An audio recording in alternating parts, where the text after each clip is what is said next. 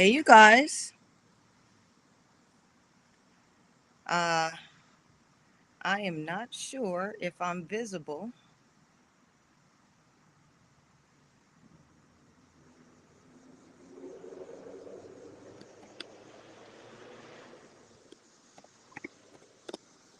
You're visible. Wow. So, guess what, you guys? Tonight's one of them nights. Yeah. Like the whole presentation, and even right now, my screen is blank. I can't really see what's going on, but I'm still here. Sugar's face is in the place. We just doing this impromptu. I'm just spitting bars off the top now. But we're going to talk about something that happened just recently, last week. Um, just highlighting a really good fighter for the record, setting the record. And I also in this show wanted to address a former contender that I fought.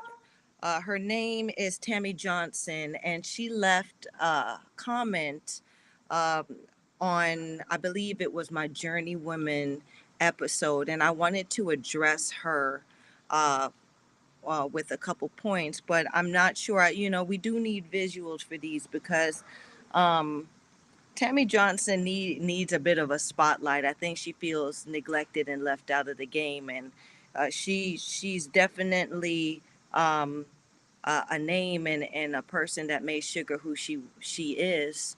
Um, she's a name that is on my Skid Row, and I'm proud of my Skid Row. I fought a bunch of bad broads, bunch of bad tough bitches, and she was one of them. Um, and so I want to give her her spotlight because but we'll have to do that in another show because y'all got to really get to know this baddie, Tammy Tasmanian Devil Johnson. Look her up.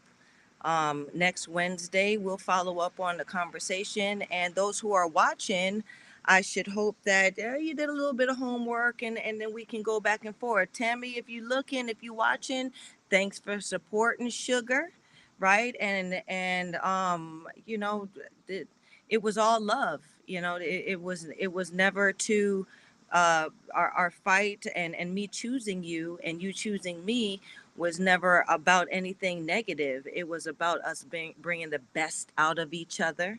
Um, us, I will say, some of us have good days at the office. Some of us have bad days at the office. That night you had a bad day at the office. And it is what it is, right? And it's happened to me. But that doesn't dim uh, your shining light, hun. You was one of the baddest coming up out there, and we were all concerned about you. And so I'm gonna use my platform to tell the story. All right, so Mo- Moni Brown TV, hello Queen. Hey Moni, all right then, we having a party now.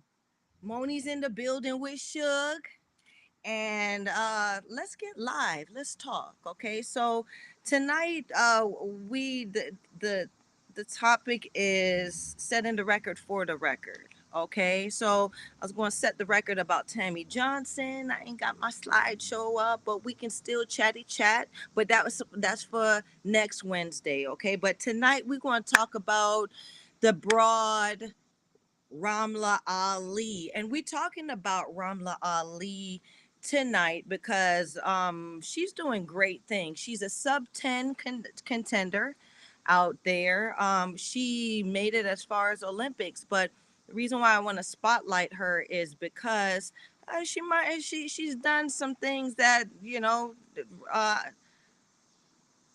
touches my heart, Sugar's heart, because I've done the same thing for my country and my um in a sense shine the light on the fighting side of women in the Caribbean. Okay, so Michael Orr comes in. um listen, Mike, you going to cut it with the facts already because this my show. Okay, You're gonna have to come with all this information after Sugar. After Sugar uh dump the 411. When after I drop the 411, hun, then you could follow up and support the facts, right? All right. So uh oh, Mike, you put that for me to read? Oh, thank you, baby. I done my homework too, but thank you. Yeah. Thank you. I appreciate that. So it's for me to read, but let me do. All right, so I'm gonna do mine, and then I'm gonna come up with follow up with my Mike's rendition. Right, I always spit the remix first. Okay, so this is the remix of the Ramla Ali story that I put together. Okay, so Ramla Ali is uh she's a woman boxer. Oh my goodness, I haven't even introduced myself. You guys, tonight is one of them nights. It's 7:30 on a Wednesday. I'm Natalie SUGAR Brown, okay? And this is my platform to um give all my viewers, all my misfits that chime in, all my people, an authentic view and window into the life of women pugilists. Okay, so women in women's boxing, right? Because like I always say, people think boxing is boxing, men's boxing is like women's boxing, and it ain't the same, baby. It's not the same. Okay, women's boxing is totally different. What? Oh, okay. Carl W coming in, UK leading the way again with a brilliant all-female card. Thoughts? I heard you, baby. I heard you, Carl, and thanks for chiming in. Okay, so you talking about the mega fight, Carl? Tell me, um, if you talking about the thoughts on the all women Shields versus Marshall mega card. Okay, tell me, confirm if that's that's the one you want my thoughts on. Okay, but uh yeah, Carla's in the building, and Moni Brown TV's in the building. The party done got started, and then Michael Orr. Okay, so yes, Sugar is giving you the authentic perspective of a woman pugilist. I have been on top of the game for over 20 years. So yes, I'm an old crone in this game, and I've been around enough. To give y'all some insight on a lot of the ups and downs and ins and outs of my fellow baddies and broads and women that do this thing in women's boxing. Okay, and like I always say, please ask questions. There's no silly questions, there's no stupid questions, right? It's we having a conversation, and it's really all about getting to know uh, the world of a woman gladiator. Okay, so yes, Carl comes back and wants to confirm, saying yes, the September 10th card. Shields versus Marshall, correct. Okay, so yeah, UK is leading the way again with all female action. Okay, so I'm gonna say this: UK, when it comes to women's boxing right now, that's where the money's at. That's where the money is. Okay, and I appreciate that. Okay, especially if we getting paid in the pounds. Okay, because you know that money ain't lightweight. That money heavyweight. Okay. And it's a grand event. I I went over this match and this card in a previous episode. Um, Mike Orr comes in saying it's a massive lineup. Can't wait to see it. Okay, it's a okay lineup. I beg to differ with Michael Orr. I agree with you, Carl, saying UK is leading the way with this all female card movement right now, because this ain't the first time there was an all or has been an all female uh card, big card. either. You know, we've been doing this in women's boxing. We just never got the spotlight and the marketing now that we've gotten. Okay. Mike Orr chimes in. There's a lot of up and coming female prospects, and that's what I have the problem with. You see what I'm saying? A lot of the undercard are sub 10 previous Emmys, and I want to say this. Um, I find it disrespectful for such a mega card in women's boxing, or for such a big card in women's boxing to happen, and there's a full lineup of broads that's wet behind a damn ears, sub 10 fighters who don't know one post to the next post as a professional in women's boxing, and they're fighting 4 and 40 fighters. Okay, so I'm gonna be upfront with that. Okay, there are several contenders in women's boxing that deserve that spotlight, that deserve to be on that card and featured on that card. Just because you got out of the Olympics and you medaled, that's what you did as an amateur, and congratulations, baby. But you in the pros now. And I'm not sure if y'all are very familiar with men's boxing, but just because you got a gold or a medal in the Olympics, don't mean that you the cat sass in the pros. Okay, we just want to make that clear.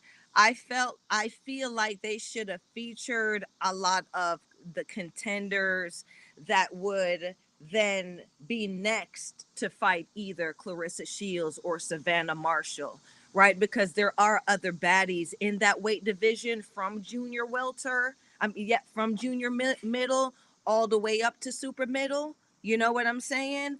And they've put their work in as pros for some years, and you don't jump over somebody's head like that with some with a wet behind the ear um sub 10 uh you know pro female boxer that's fighting a 4 and 40 fighter.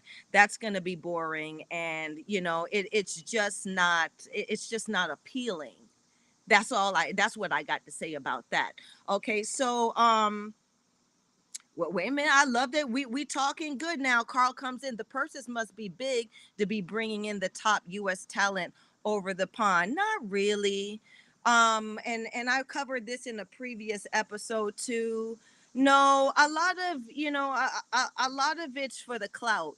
A lot of it is because now they get some attention. And I also say this, we've come to a time where, we as women boxers, we should not, or we do not need to sell ourselves just for the attention now, right? You can expect to have a big purse if you're a sub 10 female fighter. I don't care if you medaled at the Olympics, right? If you're a sub 10 female boxer with no real following, okay, and you're fighting a 4 and 40 opponent, right? If they were fighting uh names out the gate, you see what I'm saying? So if they were fighting names of contenders that are ranked and big out the gate, then yeah, bring them over, and yeah, let's see what these Emmys. Let's see if they can, bite off, take these big bites and chew these contenders up. But you come out here fighting a 4 and 40 fighter, and I'm supposed to be excited?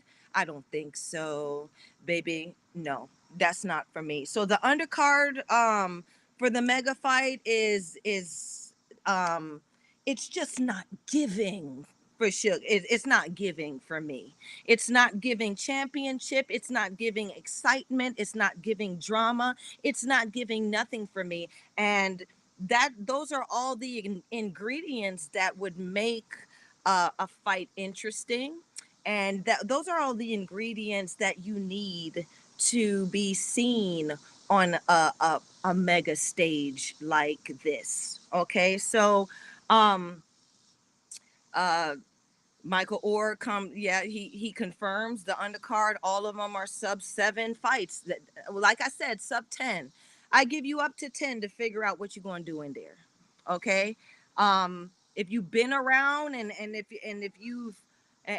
you've fought some champion contenders, then I'll talk about you. But you fighting 4 and 40, nah.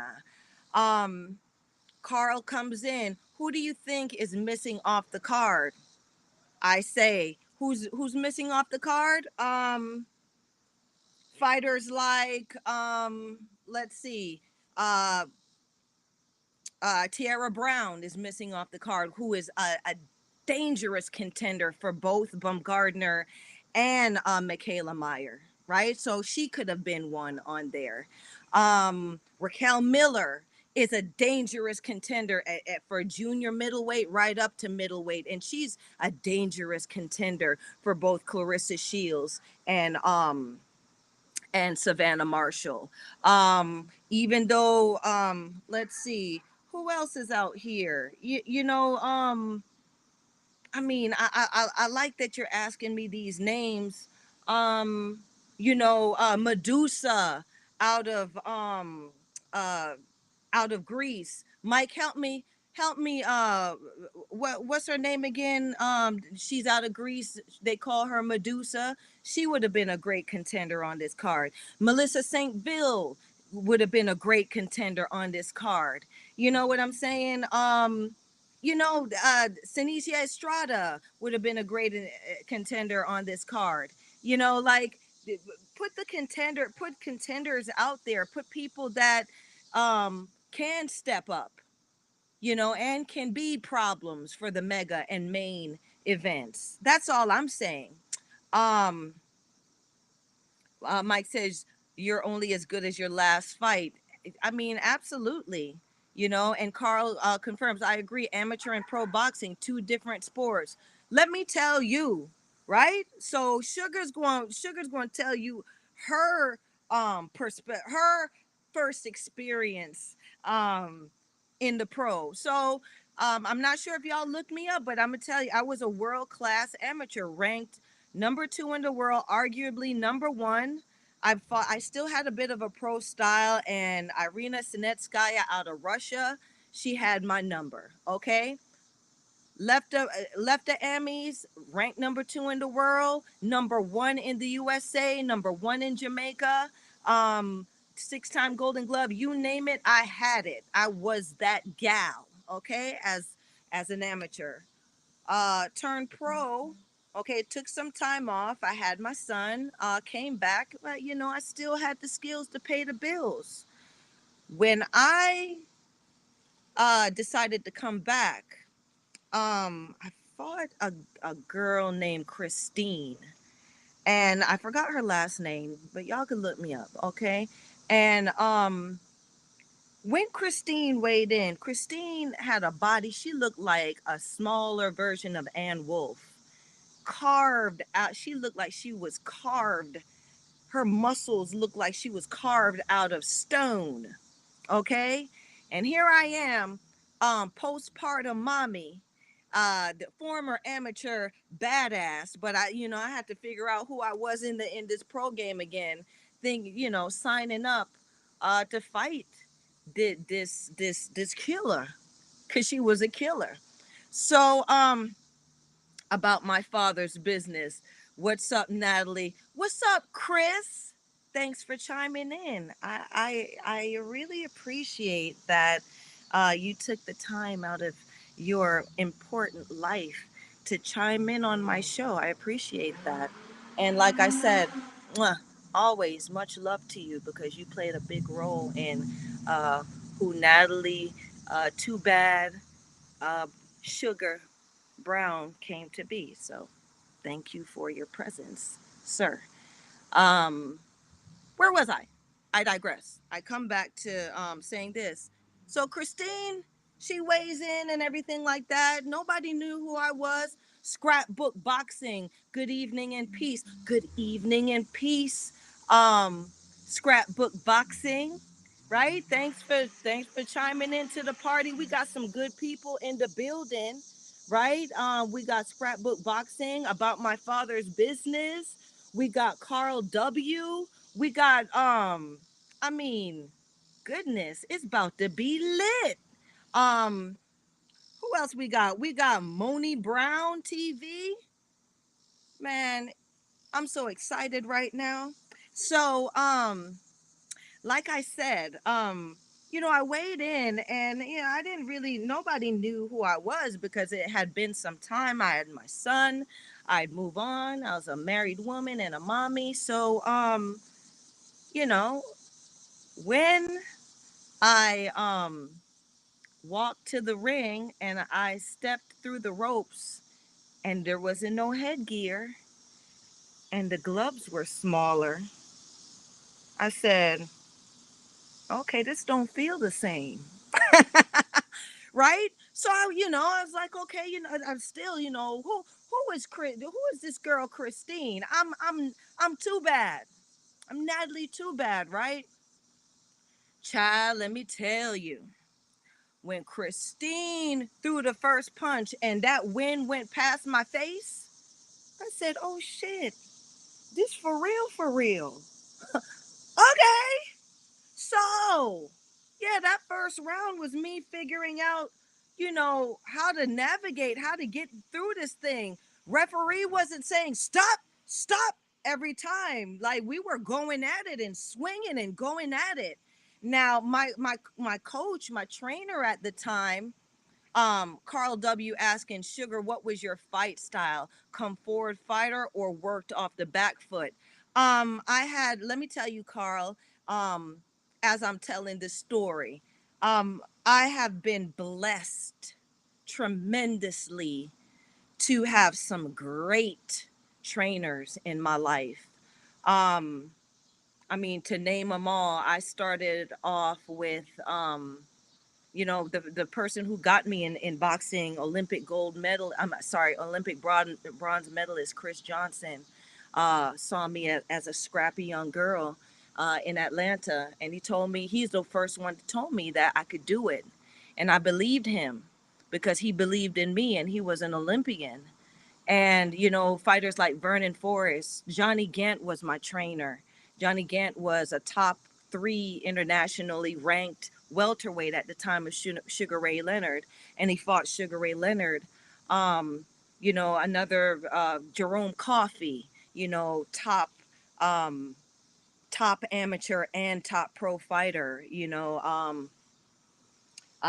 Sergey Lit caught. I could never say Coach Sergey's last name. He's in Ukraine right now, fighting for his country. Um, and he actually was a part of the USIC camp. USIC just became a heavyweight champion. So I've been so blessed. So Sugar style.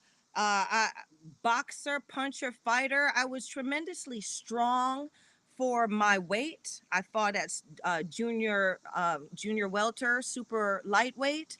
I'm 5'7", but I got really long arms. So because I had such a uh, long reach, I was very deceptive. My reach was the reach of a fighter who was about 5'10", right? So very deceptive. I was going to put my hands on you out in deep water. I was taught to dismantle a fighter, not just fight, but I was taught where to hit a fighter to um, to take them apart, to take their bodies apart. So most of the fighters that I've ever fought were, and I'm not saying this as I'm not tooting my own horn, but I was a fighter who ruined other fighters, right? So if you weren't going to be ruined physically because I had a high knockout ratio, you were going to be ruined mentally because when you fought Sugar, it wasn't a good experience. I am hitting you in organs and in places that make you rethink if you can actually do this boxing thing. So That was the type of fighter I was. Crafty. I love to bang, but sometimes I realized that banging wasn't my, or being a banger and sitting there and going, that wasn't my thing.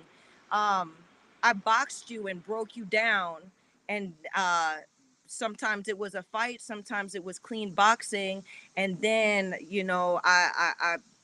I hit hard. My shots were hard. So a lot, like I said, a lot of my opponents either quit or they were stopped. Um, but that was me. I had an excellent time. I appreciate all the knowledge that was poured into me from my trainers, from my sparring partners. I sparred with a lot of great people, a lot of top amateurs, a lot of top men, because I was the only girl in the kitchen at the time, aside from, yeah, Isra Girgra, who was a world champion. She fought Christy Martin, Mitzi Jeter, Nina Allen. Um, Goodness, what's Goose's name? Uh, I forgot Goose's name, but they were all there. I trained with or sparred with a lot of great women too that were ahead of me. I was a young scrappy amateur at the time, trying to make my way and trying to get my respect from even those gals, from those broads and ladies. So that's a bit of my story, and I appreciate you asking me that, Carl W. I worked on the back foot and the front foot. I was versatile. I just love to fight. um right, so just finishing up the story about my first experience as a pro. That first round I'll never forget. When I went back to the corner, Jerome says, what the fuck are you doing? You in there, you think this is amateurs? You better get her the fuck out of there. I said, what? He said, this ain't amateurs, get her out of there. So I went out there and I realized, okay, ref ain't gonna stop me. Took it to the streets, right? So we were working on the post, posted her up against the rope, and fed her a couple of these bomb right hands and ended the fight. And that's when I realized, I mean, she fell to her knees and started crying after I did that. And that solidified it for me and made me realize that this pro game ain't no joke. You gotta be serious about what you're gonna do in the ring. And it only the strong will survive. So you got to prepare and take it seriously. So um talking about I named some fighters who should have been featured on this mega card coming up. Like I said, they should have had the contenders on the undercard instead of having these wet behind the ears um, amateurs coming in fighting 4 and 40 fighters. It doesn't help women's boxing. It doesn't show the depth. It doesn't show our depth. And it shows showing a bunch of um, inexperienced professional women really chokes the potential, right? The imagination of what the fans will know and see and think that's out there, right? And we don't want to do that because there's a lot of bad bitches out here. Okay. There's a lot of baddies out here. They didn't even have to be amateurs. They don't have to have an amateur background. There's some women out here that scrap at bars, in the parking lot, in the backyard boxing, in the basement boxing, right? That do belong in the ring and do deserve a chance under the spotlight to show and to fight for these belts and to show the world that there's some good contenders out here, and show the potential of what women uh, boxers can do, right? um where were we? Carl also says, um is there work to be done in the US in terms of exposure for female boxing? Of course there's work to be done um in the US in terms of exposure, but the thing is, my issue with the exposure thing is, as women in women's boxing, we tend to think that male boxing owes us something. They owe us a spot on their cards. They owe us a space on their, on their promotions. Um, Goodness, somebody came in with something. What? Noel? Bastian Pilia. Hey, Sugar, first time watching. Great show. Thank you, Noel, and thanks for chiming in. Yeah, we talking the talk tonight, and like I said, ask me anything. Uh, First time watching your show. I hope it's not the last time watching the show. Okay. All right. So where was I? What was I saying? This is a spirit, this is a spirited conversation right now. Oh goodness. Where were we? Um where were we, y'all? um Exposure, yes. So we don't I don't male boxing doesn't owe women's boxing anything, right? That, we stepped in the ring and we got to sell ourselves just like them.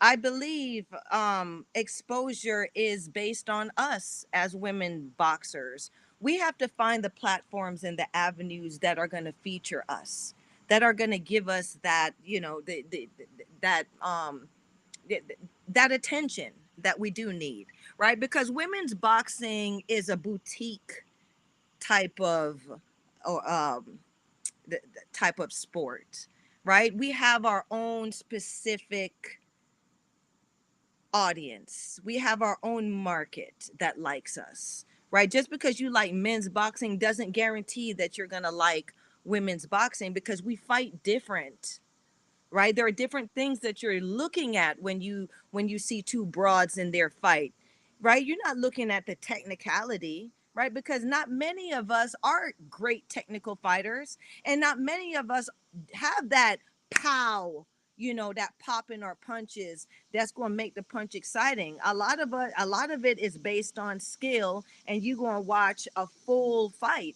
Right now, the best fighter, the best women's fighter in the world right now is Clarissa Shields. And Clarissa Shields ain't knocking nobody out, right? She I think she has the potential, but she doesn't have she's not putting her punches together right now to stop her opposition. So her punches, I mean, her fights are, long-winded, but she's still entertaining because she has the IQ to make the fight interesting and a bit exciting still, you know.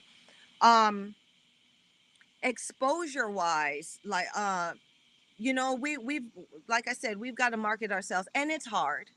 I'm not going to say it's easy, but it's hard, right? So we can't be trying to get on male promote. We can't be always trying to get on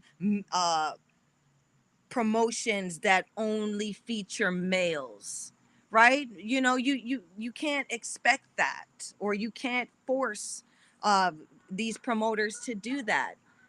We need people to promote us who actually like and appreciate us women boxers, right? We it not, oh, I only promote I've only promoted male boxers, but I'll promote a few women because they seem to get some attention and make some money now.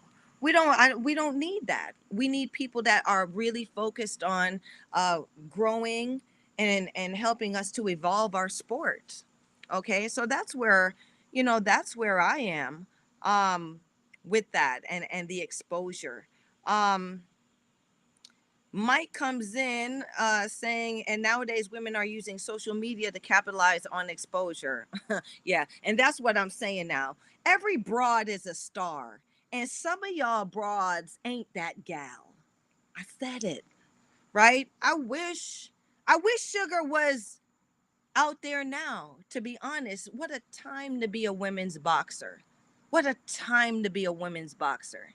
Because I tell you, a lot of us whose time has passed, this would be it would be a really great time for the viewers and the fans, because we weren't into the pageantry, and we were the ones that trained hard and fought hard, and we was doing like like my girl like my girl Ann Wolf said, I'll fight that hoe for a cheeseburger. Yeah, we was on that, right? Because I'm not saying that my purses weren't great. It was the opportunities outside of the ring that made me money, and that gave me an opportunity to make a living, to take care of myself and my family. Okay, and it was hard. Um, it was hard on my marriage. It was hard on me being a mom, right? But I did it, and it wasn't a one woman show. It was everyone that supported and helped Sugar, and that's why I have so much love for everybody, good, bad, and ugly, right? Because y'all made me who I am. um Michael Orr also says, and what are your thoughts on women using their femininity and sexuality to promote themselves? Yeah, hell yeah. Well, like, what do we have as women? Right now, I'm not big on thirst trapping, and there's a difference. So Mia St. John was the first thirst trapper, and even though she could fight, she was a tough broad, and I would even say she was a bit of a baddie. But when when you skinning out all your sun, moon, and stars in the Playboy, and then expect people to now take you seriously as a woman gladiator, it then starts to conflict on what it is that you're selling. What are you selling, girl? Are you selling the poom poom, or are you selling that you a bad broad in there, or are you both? Because you could be both, right? So, I'm not even going to lie. I think the next thirst trap is we're going to have a porn star slash boxer coming. I'm not going. Let's keep it 100. I'm sorry if we going. I'm sorry if we talking fight. Sorry guys if Sugar got too real, but there is the element of thirst trapping in women's boxing, and a lot of these broads are doing it. I'm not calling no names, but you'll see it. you know um they got their tig old biddies out at the weigh-in, and they got the silicones, stuff like that. And like I said, do what you got to do, but you make sure when you get in that damn ring, make sure your ass can fight. Make sure that you're not doing it and you think that somebody's going to throw you a bone because you gave us a little freaky peep show. That's not what it is in there. That's not what it is in there. It's real in there. You get head butted, you getting the elbow, you getting hurt, and the potential of you getting hurt in there is real. Okay, the sexuality thing too. Girls kissing boys, girls kissing girls. I mean, that if whatever it is to reel a person in, fine. But don't think that your thirst is going to make you a real contender. You still got to know how to fight, and you still got to earn the respect in there from your peers. Okay. um Far less talented women are champions right now. Why? Because they can afford to buy the belt. Right? In women's boxing, you really don't look at the belt. Look at the broad, right? Who's on her skid row? Is it a bunch of 4 and 40 fighters, or has she fought some solid women who actually have fought, and have achieved a couple things, right? So that's what you got to look at in women's boxing. Um, uh, Michael Orr also says it's evolving every day with every fight, with every card, with every belt. Yeah, it's evolving every day, but they handing out belts like they doing trick or treat candy, and I don't appreciate that. A lot of this is the next best and this is the next best. Bitch, please. You the next best when you fight somebody, when you fight somebody. If you're not fighting nobody, who are you? You know what I'm saying? If you haven't made a name for yourself, who are you? Sugar made a name for herself in the Emmys, and she came to the pros and she did what she could do, right? I was avoided big time in the pros because my reputation from amateurs preceded itself. I would have loved to been fighting right now, right? Because I would have stepped to everybody like I was trying to before. You know, there is some great opposition out there. And the the sharks in the water, to me, the sharks in the water right now ain't as scary as what they used to be. I ain't even gonna lie, because the sharks in the water that you would get before, like would have a ugly ass record, and you still can't take them lightly because there are a lot of these great contenders used to get raw deals. You go to somebody's backyard and you lose even though you won the fight, right? So it was more, it was realer out there to me than now. A lot of these champions, they really skipping over proper opposition and proper contenders' heads to fight 4 and 40 tomato can contenders. And it's not right, but it's up to y'all, as the fans, y'all, my misfits, my people that chime in, that take interest, to really call these hoes in on, on what they doing. And I call them hoes because you can't put boxing is one game. You ain't going to pimp it, it's going to pimp you. Okay? Yeah, boxing been around for decades and centuries. Okay? It's been done by better. Okay? So don't think you can pimp this game, cuz it's going to pimp your ass. You will be a hoe. um let's see. Uh Mike comes in, saying, I guess it really depends on what the consumer is buying. It really does depend on what the consumer is buying, right? But like I said, you better stick to your story, because that consumer gonna want you to pay up. So if you selling sex, you gotta sell that sex in the ring and out the ring. If you selling that you're a fighter, then fight in the ring as well as fighting outside the ring. Be about your business. About my father's business comes in. Maybe some big endorsement deals like Reebok, Adidas for women's boxing with commercials. I agree about my father's business with you dropping that insight, but a lot of those bigger name companies, they really aren't interested in putting a female boxer on their platform, or putting them out there right now for that. um like I said, look at Clarissa Shields. They talk about the girl is not marketable and everything like that, but okay, Savannah Marshall, none of these broads have gotten those type of endorsements from Reebok and Adidas, because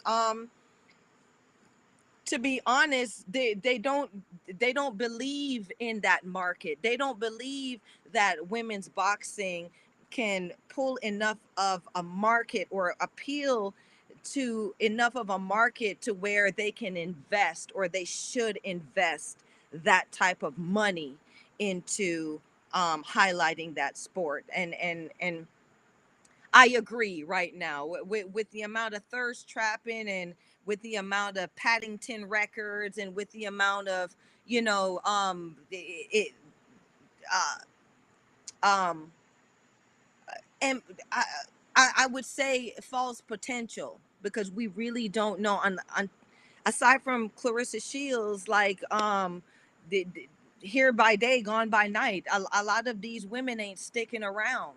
There a lot of these. Look at Nicola Adams. I mean, she got injured, but she gold medalist in and right out. You know what I'm saying? Like they not building. They don't build them like they used to, right? They're not building them like they were back in the day. when the older fighters, like Suge and them, Christy Martin, Layla, and I don't even Samaya Anani, these are names that y'all wouldn't even know right now.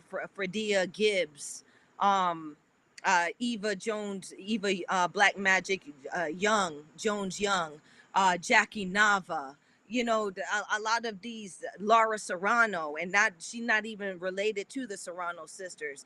Chevelle Halbach, all of these broads, man, and they still, some of them are still around. Chevelle they are avoiding Chevelle because Chevelle is she's a crone in this game, but she's still dangerous. Um, and nobody wants to get beat up by an old crone.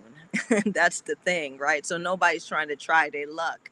Michael Orr says, about my father's business, I think the big endorsement deals and the companies that represent them are too afraid or don't see enough profit margins for them to start doing women's boxing. Yep, that's what I said. The market ain't big enough for them to risk it. Right? They just now started really focusing on track and field for women. Yeah. So I mean, as much as we think, oh, it deserves all of the attention and all the money now, until we start, until we can start uh, carrying our own stage, it ain't going to happen realistically. Like, the Amanda Serrano versus Katie Taylor fight, I mean, it was all right, it was okay, but I wasn't excited about that. It was a glorified amateur match, if you ask me. I'm hearing people talking about, oh, they're beasts, them two are beasts. I'm sorry, baby, I can't call no point fighter a beast. I'm talking. I need. I'm like Mike. I need to see broads getting slumped. Then you get my money. Then you become a beast. And there are broads out there slumping other broads. Just because Katie Taylor and Amanda Serrano lucked out, they won the women's boxing lottery, and they got two great promoters that came together and rented out the Madison Square Garden and put them on a show. Don't mean that they the best and baddest out there. Katie Taylor has gotten a lot of gifts, and Amanda Serrano's record is Paddington. Okay, and until she fights, I mean, uh, Dahania Santana gave her problems, right? And Dahania Santana is a woman. Her record is ugly. Yeah. So that you know Michael Orr says women boxing has only been recognized by the Olympic Committee for 10 years. It's still in its infancy. Yeah, it's still in its infancy. And like I said, can you name me name me some women who won the last Olympics? Tell me their names. You know what I'm saying?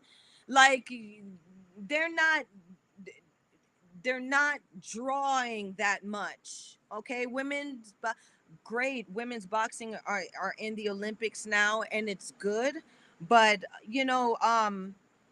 it's a different animal. Like I said, amis and pros are different. I don't like to talk much about the amateur game because the amateur game is already set. They already have a stage and a platform now, and a lot of them walk around like, oh, they good, they better than the pro women. Well, bring your ass, bring your ass over this side. Take the headgear off. Put on them 8-ounce gloves. Fight some of these real broads out here. Some of these real crones out here. Let's see how good you are. Okay? Take the chance, right? Quit fighting these 4 and 40 fighters since you so good and since you so bad.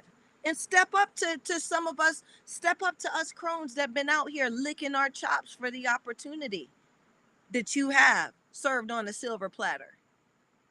You know what I'm saying? So, that's it. That's the chat. Um Scrapbook boxing comes in. You have an old school attitude. That's my conversation. Love your direct persona. Thank you. Thank you, Scrapbook Boxing. I have to say that um I'm old school because I came up, I came up old school. I came up uh, under the guise and under the mentorship of some real men in the game, and they told they not only showed me where I was, but you know, I had to prove my worth in in that circle. You know what I'm saying? Well, I'm totally honored that I had, you know, fighters like Vernon Forrest, Paul Williams, Robert Allen. Those guys looked at me as a little sister.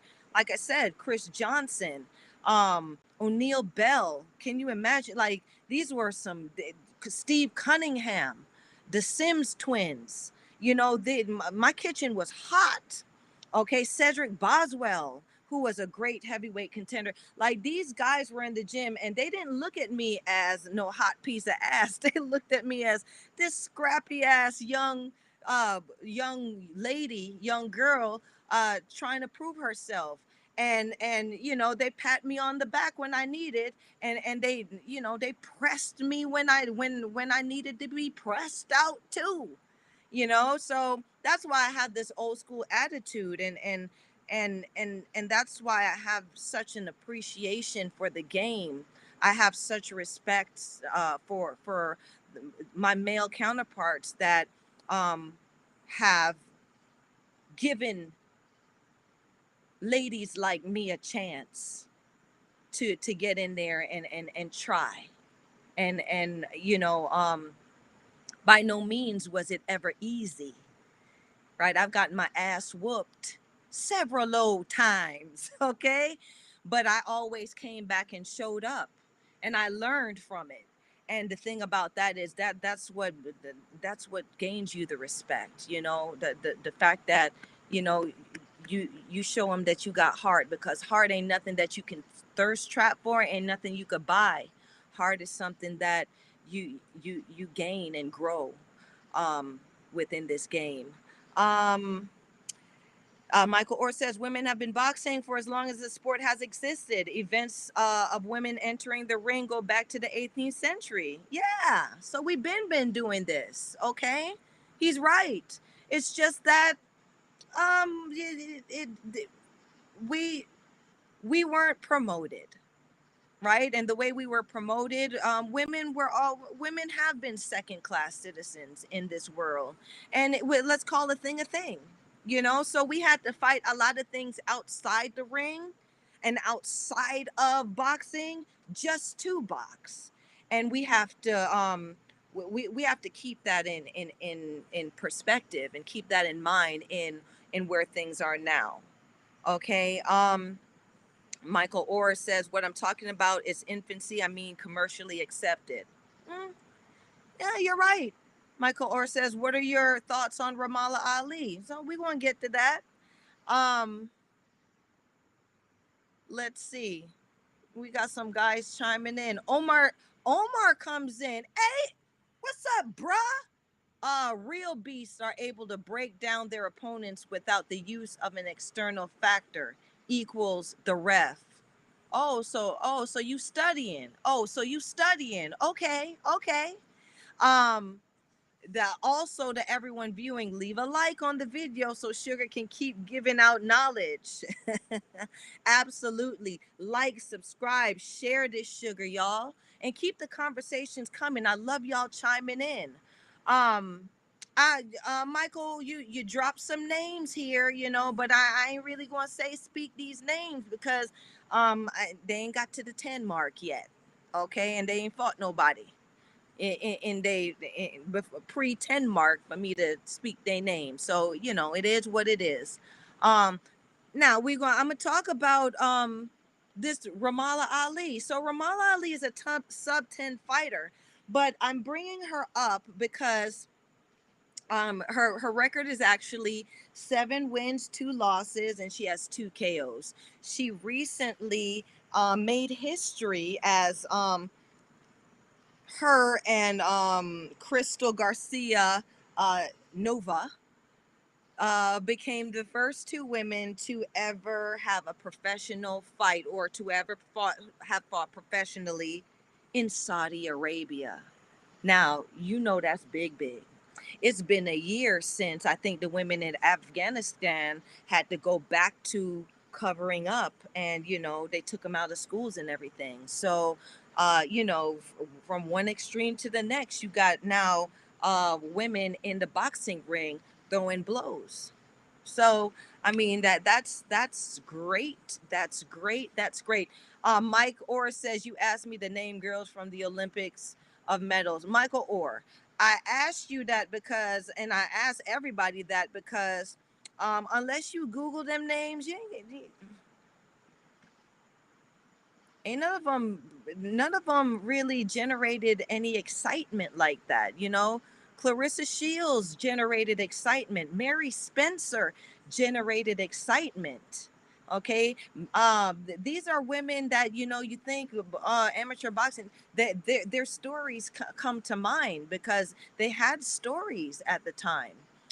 Queen Underwood, you know like these women, and not because it was first, but it was just they generated, they pulled the attention of people during that their journey to the Olympics, right? These broads that was at the Olympics, right, in past Olympics. The only one that yes, I'm gonna get real messy on here. The only one that really came to mind was Virginia Futch, or yeah, I don't want to say it bad, but yeah, and y'all know why. Y'all know why her name came up, and if you don't know why, I'm gonna tell you why. So her drug test came back dirty, and she went and said, she said that her drug test came back because her boyfriend was taking banned substances, and she got it through her interactions with him. Now that's a story. Girl, just going into porn and bring it back to the ring. That's all I got to say. I'm sorry. Like, I'm a woman behaving badly on here, and I'm sorry. Not sorry. So yeah, girl, Virginia, yeah, and she's on the undercard. She's actually on the undercard for this mega fight. So yeah, girl. But I've never heard such a story, and I didn't even know you could. I didn't even know I behaved badly in the bed too, but I didn't know your drug test could come out dirty by ingesting certain fluids. And that's all I got to say about that. So yes, back to Ramallah Ali. So Ramallah Ali became, she just made history, and I gotta give some great credit to Crystal Garcia Nova, because somebody had to be the opponent, or somebody had to help Ramla Ali get um be- make history, and she did, and I appreciate that. Now, um Ramla Ali is from Mogadishu, Somalia. If y'all don't know about Mogadishu, let me tell you, they out that she was born in war times. So this girl ain't no, like, she ain't no softie. She came up in times where they were blowing up things around her. I think her brother died in the war. Her young brother died as a casualty, you know, in the war, and he was a child. So she's her beginnings are quite uh profound. Okay. So she became a refugee, and she went to England and became British. Okay. Enrique Luna comes in September 10th, London. I'm wondering, shout out women's headliner Shields and Nair. I think you meant Mayor. Yeah, that's September 10th. It looked like y'all. Um, yeah, shout out these women on this big card. Like I said, I'm looking forward to how they show up that night. I want to see some. I want to see some broads getting slumped or some broads getting folded, right? Because that's what we showed up for. Everybody. Yeah. So back to Ramla Ali. So yeah, refugee, went to Britain, um, became the first person uh to win an African boxing title, amateur boxing title, also being an international gold medalist. So she's done some big things um in representing, because she decided to uh, change over, and instead of representing Britain, she changed over to represent her country, Somalia, being the first African woman or Somalian woman to do that, and being the first African woman to actually perform on the Olympics. Is it became the first? No, she became the first Somalian woman to perform on an Olympic stage. So she's done big things for Africa, and that's why I'm highlighting her. Um, she helped Somalia's boxing federation. She helped to set up Somalia's boxing federation. That's huge. That means they respect her enough to give her a part in establishing that industry in that country, and that's fantastic. I mean, that's opening the door for many other women in other um, in other facets of boxing to step up and have a place. And so I respect her big time for that. Um, she was the first Somalian woman to represent um, the country at the Women's World Championships, right? So Sugar was the first um, woman to represent the her my ancestor, my family's country of Jamaica, at the World Championships. Got the silver medal, and I I have to say, it was that the story of that was a great story in itself. Maybe I'll tell you a little bit about that another time. But that Sugar's memoirs, the book is coming out soon, so look out for that. Um, and I'm saying this, about Ramla Ali. Lovely assistant, do you have any clips of what she did? Scrapbook boxing comes in. I gotta run, Queen Sugar. Peace. I subbed and rang the bell. Thank you, baby. Thank you, Scrapbook. And yes, you have a good weekend, baby. And I'll see you next Wednesday. If not, drop back around here. I'll be looking for your face in the place. Mwah. Okay. So yes, Ramla Ali. I think I have a clip. If not, okay, I'm gonna say this. Ramla Ali. Okay, it looked like we do have a clip. Ramla Ali stopped Crystal uh, Garcia Nova in the first round with a body shot. She knocked the mouthpiece out of Crystal's mouth, and then followed up with a body shot, and um, Crystal immediately dropped down to her knees. Now, I've got an issue with that. I don't mind, and I think it's great that Ramla Ali got in there and she performed like that, but uh, Um, Crystal had a padded record, number one. Um, Number two, Crystal went in there acting like an opponent. I was the first woman to box in Japan, and nobody knows that. Me and Fujin Raika Me versus Fujin Raika was the first women's boxing fight in the country of Japan ever. So yeah, I made history in another country too, right? But you know, they pulled my card. I was a legitimate contender. Flew 12 hours over, had jet lag, all of that shit, you know. Stayed in a little whole house over there, but they treated me nice, you know. But yeah, they treated me like a pretty they treated me like a journey woman, but I went in there and I took my chances fighting Fujin.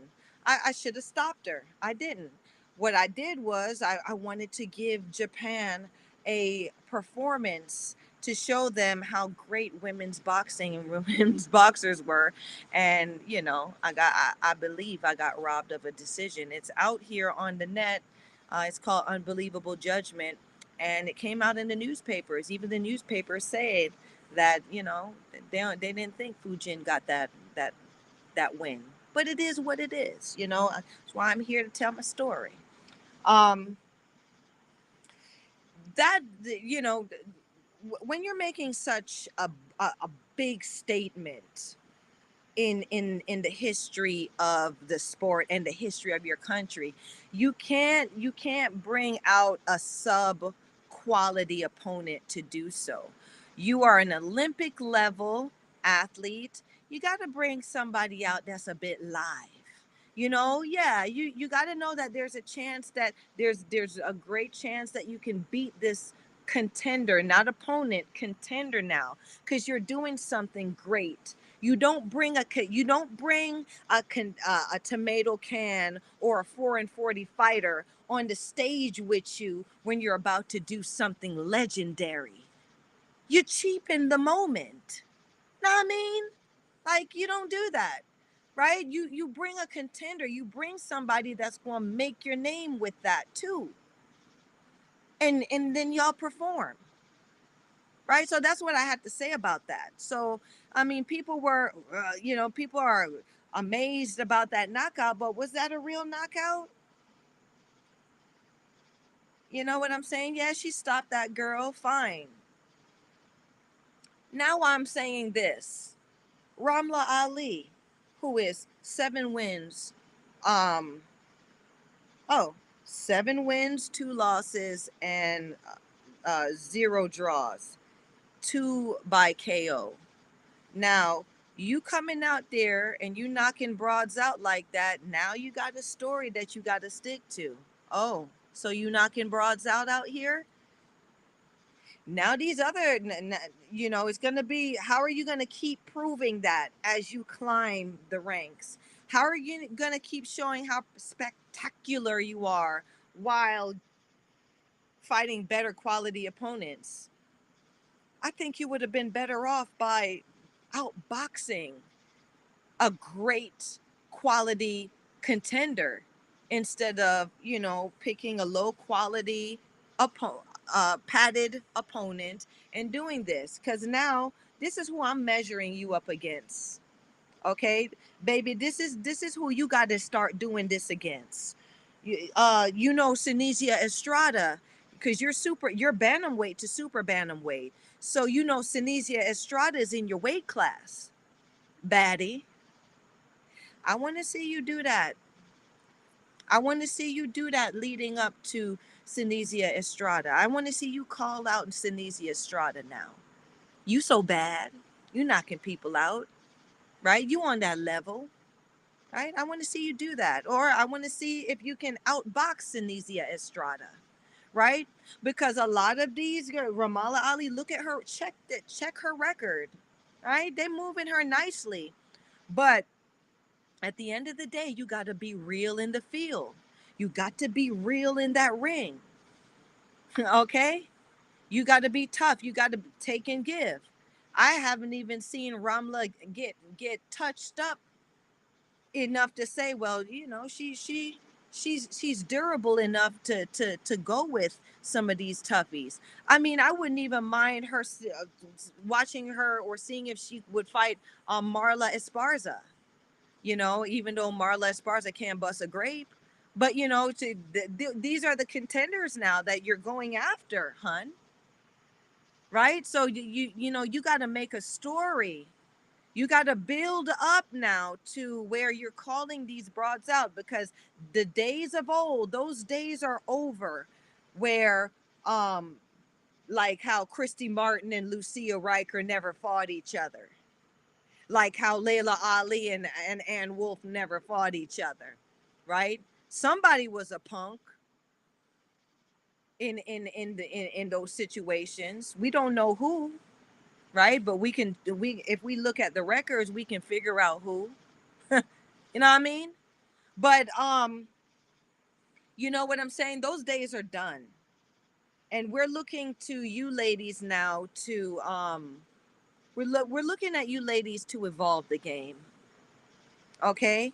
Um oh, Mike comes in with the facts on May 9th, 2008 at Korakuen Hall in Tokyo, Japan, in what was said to be the first time that the Japan Boxing Commission officially recognized a women's boxing event.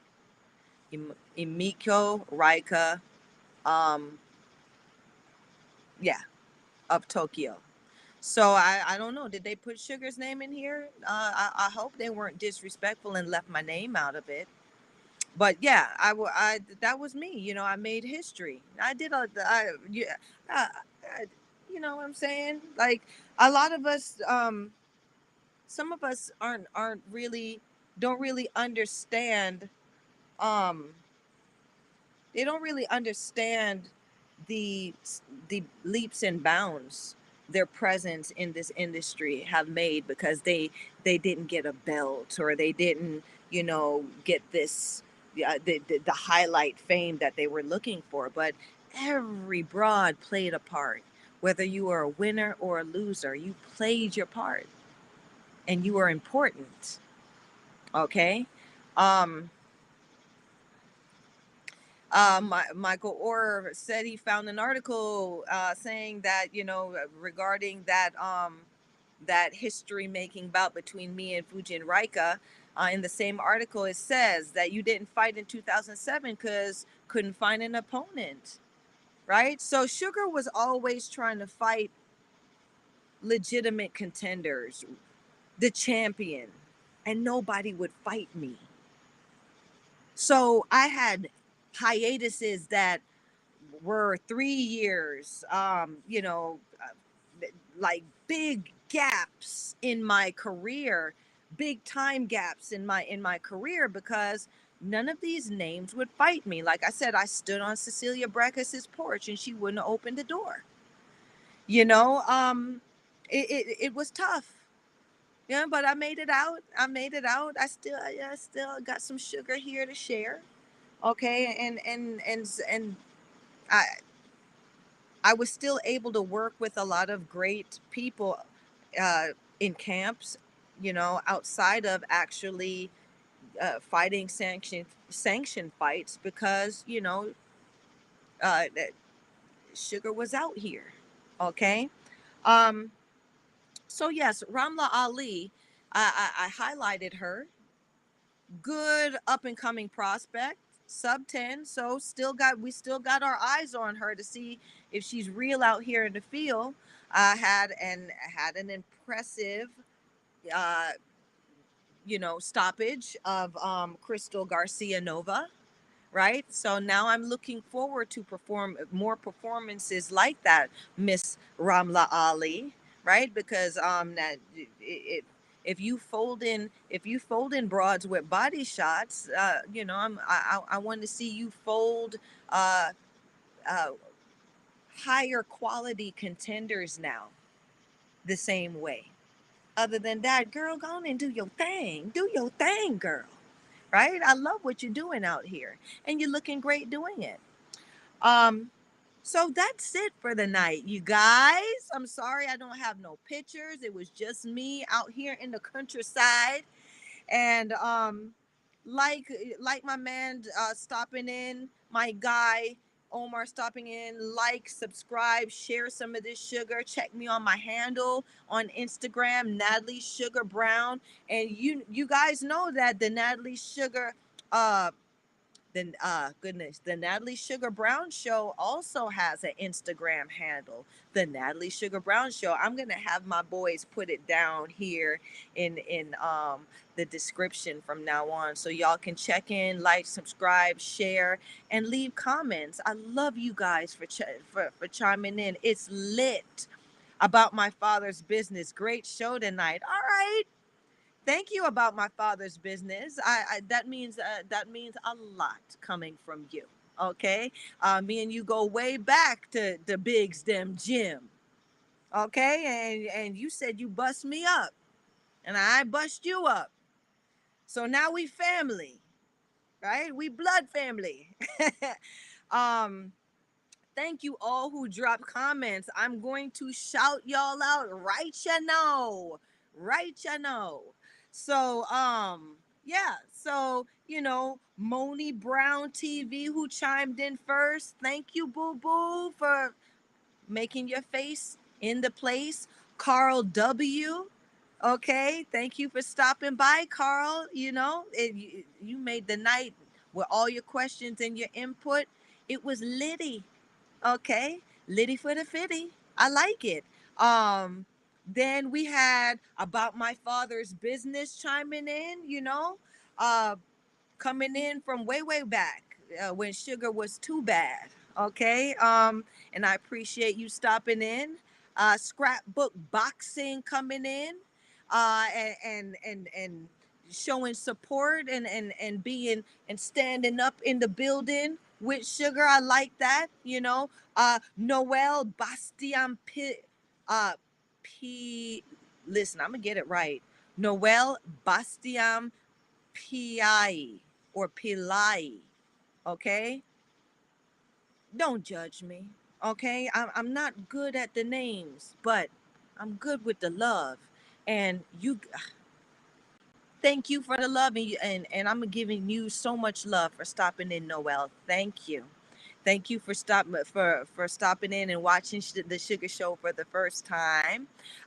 Michael, okay, thank you for always chiming in with sugar. Okay, and we get naughty out here. No sirens tonight, but you know what? We still out here behaving badly. Okay. Uh Goodness. Scrapbook boxing gave me a compliment. You have an old school attitude. Oh, and love my. I had already said that. I'm just reading, going back. Omar Johnson, thanks again for stopping in. Enrique Luna, thank you for dropping in. And letting us know that you standing up in the place, in the space of time, Wednesday at 7:30. Okay. Um you guys, it's been real. It's been real fun. Like, subscribe, share. Okay, I chimed in for a little bit on Friday, but I kind of I missed the Boy Them show, but I'll be on there this Friday. I try to make it. Sugar's busy out here. Okay, until then, y'all have a good weekend. Like, subscribe, share some of this sugar. Until then, be safe and take care. Bye bye.